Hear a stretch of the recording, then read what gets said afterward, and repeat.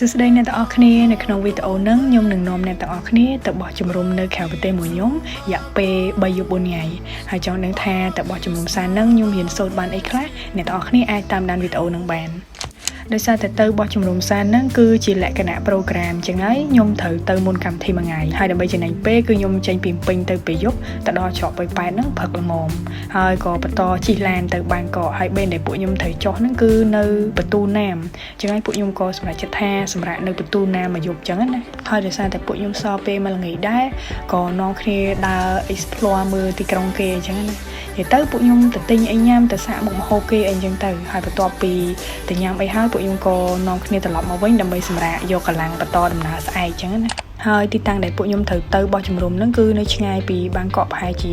ជិះ 4-5 ម៉ោងឲ្យដែរហ្នឹងមិនដល់ហើយតំបន់ហ្នឹងគេហៅរ៉ៃភូរឿងនិយាយទៅគឺរបៀបនៅលើភ្នំមានផ្ទះលំហែមានអីចឹងណានិយាយទៅដល់ហ្នឹងគឺការងារដំបូងដែលពួកខ្ញុំត្រូវទៅហ្នឹងគឺទៅនាំគ្នាទៅឡើងតង់និយាយទៅគឺត្រូវទៅឡើងឲ្យហើយមិនចឹងទេអត់មានអីគេងយប់ហ្នឹងទេបើនិយាយពីទិដ្ឋភាពវិញគឺលក្ខណៈបែបធម្មជាតិហ្មងដោយសារនៅហ្នឹងរបៀបបែប resort មានផ្ទះលំហែផ្ទះអីពិសេសហ្នឹងគឺយើងសប្បាយជាមួយនឹងបរិយាកាសងើបមកមានភ្នំមានអាប់មាន view ពណ៌បៃតងអីចឹងណានិយាយទៅគឺស្រស់ស្រាយសោកស្ងាត់ហ្មងដោយសារតែយើងរបៀបថាយើងផ្ដាច់ខ្លួនចេញពីអាសលេងឡានសលេងម៉ូតូអីចឹងណាហើយបើនិយាយទៅគឺខ្ញុំចូលចិត្តចូលរួមកម្មវិធីបោះជំរំមែនតើដោយសារតែការបោះជំរំហ្នឹងគឺយើងទទួលបានចំណេះដឹងច្រើនមែនតើជាពិសេសហ្នឹងគឺផ្សារភ្ជាប់ជាមួយនឹងវគ្គបណ្ដុះបណ្ដាលទៀតចឹងហើយធ្វើឲ្យខ្ញុំហ្នឹងបានស្គាល់កន្លែងថ្មីបានសាកល្បងរឿងដែលខ្ញុំអត់ធ្លាប់បានធ្វើពីមុន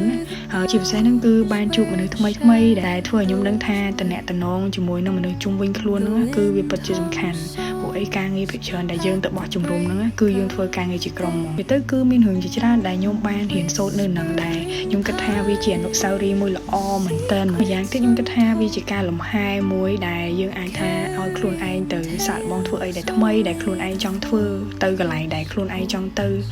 ជាពិសេសហ្នឹងគឺមានអនុស្សាវរីយ៍ល្អៗសម្រាប់ខ្លួនឯងហើយបើអ្នកទាំងអស់គ្នាចង់សាកល្បងធ្វើអីដែលថ្មីគឺខ្ញុំពិតជាលើកទឹកចិត្តឲ្យអ្នកទាំងអស់សាកល្បងមែនតើទោះបីជាអ្នកទាំងអស់គ្នាចូលរួមនឹងកម្មវិធីអីក៏ដោយឲ្យតែអ្នកទាំងអស់គ្នាសប្បាយចិត្តនៅក្នុងការចូលរួមព្រោះដោយសារតែកម្មវិធីមួយគឺយើងទទួលបានបទពិសោធន៍ខ្លាំងមែនតើ